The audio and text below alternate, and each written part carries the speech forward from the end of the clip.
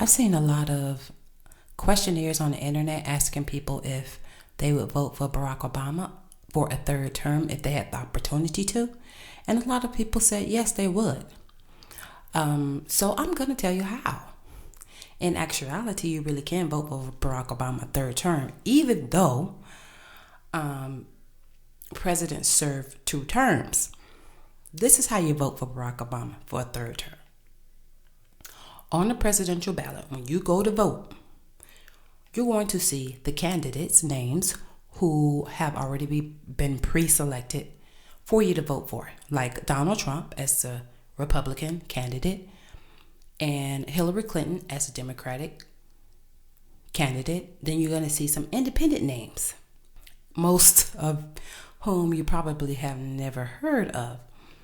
But then you're also going to see a space to either write in or type in to vote for someone whose name is not on the ballot. You have every right to put Barack Obama's name in the place where it asks you who you would like to vote for, whose name is not already pre-typed on the ballot. Okay? You have the right to vote for whomever you choose. So to address the third term issue, at first I wasn't going to vote.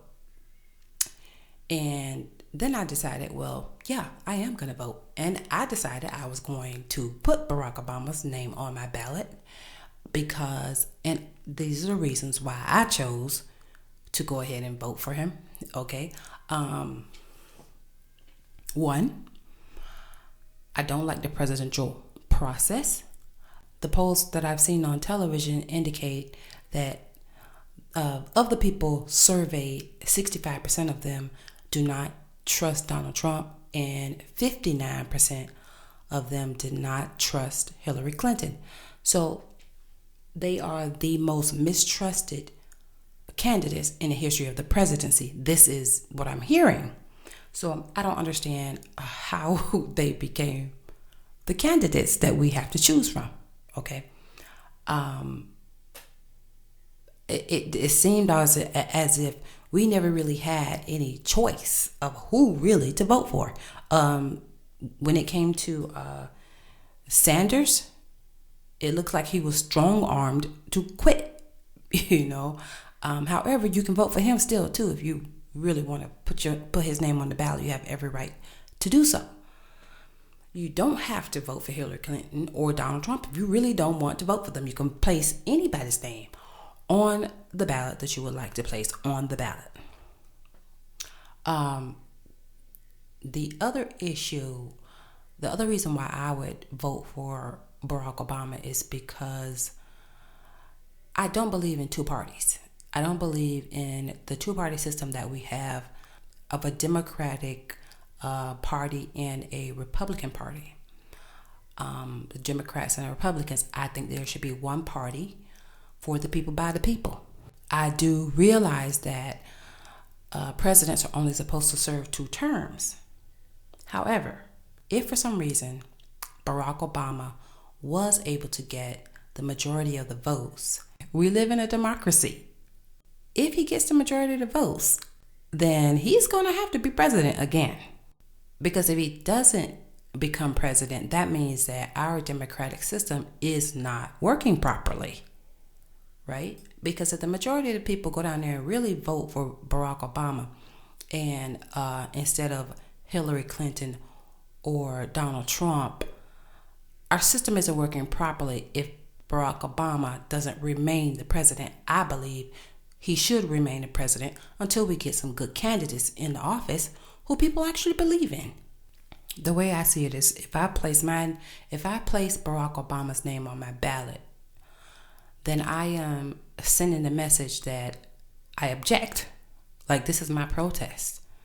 There are a lot of systems in place right now that need to change, and we have to remember that all of the processes that we abide by now, the presidential process, whatever it is, the whole way that our country is run, are systems put in place by people who were here long before us. Okay, it may be time to break those systems down and rearrange them. You know what I mean? So that they are in the best interest of everyone. Like, I don't understand who the superdelegates are who vote or who have the responsibility to vote for the Republican candidate, you know. And how is it possible that these superdelegates voted for Donald Trump to become the presidential candidate, and there's so much controversy around him, you know? Who were those delegates? How did they become responsible for voting for the candidate we have to vote for as president? So in actuality, there are other people who vote for the candidate, and it's almost as if we, the people, don't really have much of a choice until we go to the ballot and vote for the president in November. That's when we really have the opportunity to really speak our voice and say, this is who I want to vote for. Because Hillary Clinton and Donald Trump, it doesn't seem as if the majority of people really chose those two candidates. You know, I've heard people say that Barack Obama was going to throw the election and he was going to put in a dictatorship. I've heard people say Barack Obama is supposed to run for president a third term. If he hasn't already run for president or announced that he would run for president, all of those lies about him running for president for a third term were lies from the beginning anyway. And really, honestly, I don't see Barack Obama as any different from any other president. So I'm not voting for him. He doesn't have to force me to vote for him. He doesn't have to play any tricks or mind games. To me, it's evidently clear. I'm not voting for Donald Trump. I ain't voting for Hillary Clinton. And these are my reasons for why I'm going to place his name on my ballot. He doesn't have to force me to do it. You know what I'm saying? Like, I don't believe in what is happening at this moment. This is my personal protest. And there have been so many lies. I mean, so many lies about Barack Obama that it's shameful. It's not even funny. About him as a president. And the majority of those lies are, well, all of them to me were for one purpose only, and that's to make him look like the worst president ever in the history of the presidency. That is the purpose of it. Let me go over some of these lies that I heard aside from him throwing the presidency. Let's see. Concentration camps. He's going to put us in the concentration camps. Guess what? If he ain't put us in concentration camps by now, he's not going to. And these rumors about the concentration camps were also said about George Bush and Bill Clinton previously, before Barack Obama came into the presidency. The other thing is about concentration camps. If you're listening to Donald Trump, okay, if you're listening very close about what he's saying about deporting, he is planning to round up large numbers of immigrants and have mass deportations. For him to round up large numbers of people, he would then have to round them up and house them somewhere or detain them. Okay, that is a concentration camp. That's a concentration camp. If you're going to round up large numbers of people and put them in some type of detention center until you deport them, that is a concentration camp. Okay, as well as the Muslims. Okay, anybody black or a person of color looks like a Muslim. Okay, so don't even sitting around, Donald Trump is going to put the Muslims in, he's going to deport them. Really? Don't be falsely accused of being a Muslim when you really are not, just because you look like them. Okay, so When Hitler was able to put people in concentration camps, the first thing he did was dehumanize them. Dehumanizing them meaning saying something very negative about them publicly so that the rest of the people would just go along with what's going on and close your eyes. Okay, so just think about it. Donald Trump said that the Muslims, that the Mexicans they're rapists, they're bringing drugs, they're bringing crime. It's not like the majority of them are coming across the border to find a new life, and they're just coming to find work. You know what I mean? So, for him to say those things, he is dehumanizing them. So then when you see him rounding them up, you're supposed to just close your eyes and let it happen. Okay? Don't ask no questions. Just let it happen. Okay, and then concerning the Muslims, the rumor that Barack Obama is bringing ISIS into the United States, that's bullshit. First of all, the United States has been in the practice of funding terrorists for decades. Al-Qaeda was funded by the United States. ISIS was created before Barack Obama became president. And if you didn't notice, the leader of ISIS, who used to be on television talking all the time, has a British accent. Now, how the heck does a Muslim? I ain't never heard of no Muslim British Muslim. So more than likely, ISIS was created by the European Union. Okay. Barack Obama. The rumor that Barack Obama is the devil and the Antichrist. Same rumor said about George Bush before Barack Obama. Okay, religion has always been the one tool used to scare the hell out of folks so that you can then go and vote for God. And the craziest part about it is that people are believing that Donald Trump is this savior who is sent by God to save us from the evil Barack Obama. That's some bullshit. Come on, people. Are you serious? I can believe white people might believe that, but black people? Really? Okay, so a black guy is going to come into the presidency and commit more crimes than any other president in the history of the presidency and not get impeached. Black people really believe that?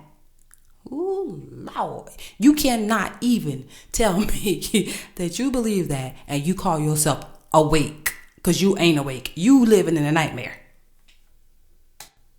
The rumor that Barack Obama is the reincarnation of the Pharaoh Akhenaten. Really? Okay. There were many, many pharaohs.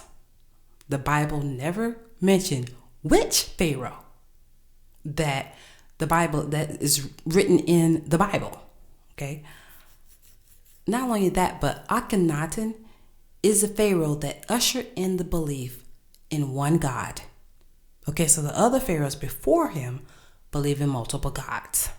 Okay, so if you say your Lord and Savior is Jesus Christ, you believe in a plagiarized version of the teachings of Akhenaten. You cannot have it both ways. You cannot say that Barack Obama is not of God, not a Christian, but he is a reincarnation of Akhenaten. Because if he really is a reincarnation of Akhenaten, Akhenaten was the one who ushered in the belief in one God. The version of Christianity before the current version of Christianity. Look it up. Look it up for yourself. Don't let other people lie to you. Obamacare. Let's talk about Obamacare for a second. Do you realize that the Affordable Health Care Act was originally introduced by the Republican Party in the 80s? It would have come into existence no matter who became president. If Barack Obama was never the president and Hillary Clinton became president at the time that Barack Obama was running for president, we still would have had an Affordable Health Care Act. If a Republican had come into office at that time, we still would have an Affordable Health Care Act. But since Barack Obama was president at the time that this act was being initiated, they nicknamed it Obamacare. The official name of it is the Affordable Health Care Act. It was a Republican introduction, something that the Republicans were trying to initiate. Also, when you listen to Donald Trump talking about Obamacare, he says we're going to repeal and replace. Repeal and replace. It just means that they're going to change it around, but it's still going to be in place. So you're still going to have an Affordable Health Care Act. It's probably no longer going to be called Obamacare, but it's still going to be the same thing because Obamacare ain't the real name of it, no way. The name of it is the Affordable Health Care Act.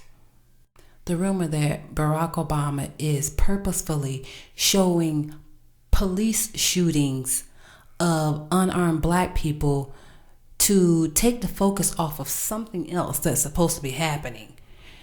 The shooting of unarmed black people by police officers is something that has been happening for a very long time. This is not new. The only reason why it's coming to the surface right now is because everybody has a camera and almost everybody has a social media account. Not everybody's on Facebook or Twitter, but a lot of people are. And this is how they're showing it. You know, everybody has a video and you can record it. Now there's evidence of it. Think of how many times these things happened when there was no video on your phone and nobody had cell phones. Okay, it was something that was really happening and the police were getting away with it. But now people have the ability to place it on social media, and then it becomes a major story because of people talking about it on social media. The rumor that Barack Obama is not a United States citizen. First of all, the law states that if a United States citizen has a child outside of the United States, that child is still a United States citizen. So it doesn't matter where Barack Obama was born. If his mother is a citizen of the United States, he could be born anywhere in the world and still be a citizen of the United States. Not only that, but he's married to Michelle Obama. And if someone from a different country marries a United States citizen, they are a United States citizen through marriage.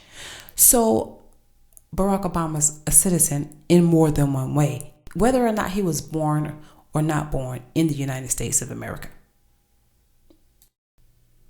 False flag events. I'm not going to say I don't believe in false flag events, because I really do. But what I will say is there have been a lot of false information placed on the internet that Barack Obama was creating false flag events. Those false flag events were blamed on Barack Obama, and also the notion that these false flag events were going to give Barack Obama the right to take away the guns. That's some bullshit. It was never about guns, no way. All of it, he's a fall guy to blame it on. And